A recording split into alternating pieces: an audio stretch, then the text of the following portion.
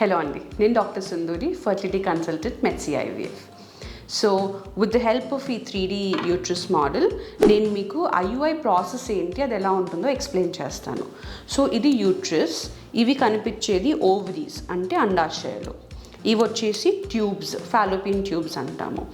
So మనం IUIలో అర్థం చేసుకోవాల్సింది ఏంటి అంటే, ప్రతి నెల మన బాడీలో మన బ్రెయిన్ నుంచి రిలీజ్ అయ్యే హార్మోన్స్ తోటి 1 లేదా 2 ఎగ్స్ అనేది పెరిగి అవి రిలీజ్ అవుతాయి. లేదా అలా ప్రాబ్లం ఉన్న వాళ్ళకి ఎగ్స్ అనేది రిలీజ్ అవ్వట్లేదు, పెరగట్లేదు అన్న వాళ్ళకి మనము ఎక్స్టర్నల్గా సపోర్ట్ చేసి మెడిసిన్స్ ఇంజెక్షన్స్ తోటి ఎగ్ పెంచి రిలీజ్ చేపించవచ్చు. సో ఒక్కసారి ఎగ్ రిలీజ్ అయిన తర్వాత ఆ ఎగ్ని ఈ ఫాలోపియన్ ట్యూబ్ తీసుకొని ఇక్కడ పెట్టుకుంటుంది. సో IUI ప్రాసెస్లో మనం ఎగ్జాక్ట్గా 3 థింగ్స్ కాన్సన్ట్రేట్ చేస్తాము.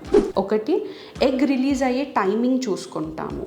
ట్రిగర్ ఇంజెక్షన్ ఇచ్చి సో పర్టికులర్ 36 to 40 అవర్స్ టైంలో ఎగ్ రిలీజ్ అవుతుంది, అది ఆ టైమింగ్ చెక్ చేసుకుంటాము. సెకండ్లీ, స్పర్మ్ క్వాలిటీని ఇంక్రీజ్ చేయడానికి ట్రై చేస్తాము. సో స్పర్మ్ వాష్ చేసేసి బెటర్ స్పర్మ్స్ని పిక్ చేసుకుంటాము. Third thing, concentration and distance. So న్యాచురల్గా మనకి స్పర్మ్ అనేది వజానాలో డిపాజిట్ అయ్యి అక్కడ నుంచి స్విమ్ అవుతూ రావాల్సి వస్తుంది. అదే IUIలో మనము కాన్సన్ట్రేటెడ్ స్పర్మ్ని మనం ట్యూబ్స్కి దగ్గరగా యూట్రస్లో డిపాజిట్ చేస్తాము. సో ఈ టైం అనేది తగ్గుతుంది, ఈ డిస్టెన్స్ అనేది తగ్గుతుంది స్పర్మ్ ట్రావెల్కి.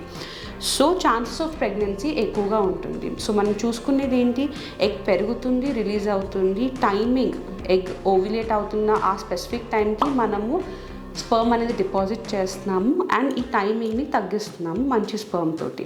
సో ఈ ప్రాసెస్ తోటి మనకు కన్సీవ్ అయ్యే ఛాన్సెస్ ఎక్కువగా ఉంటాయి.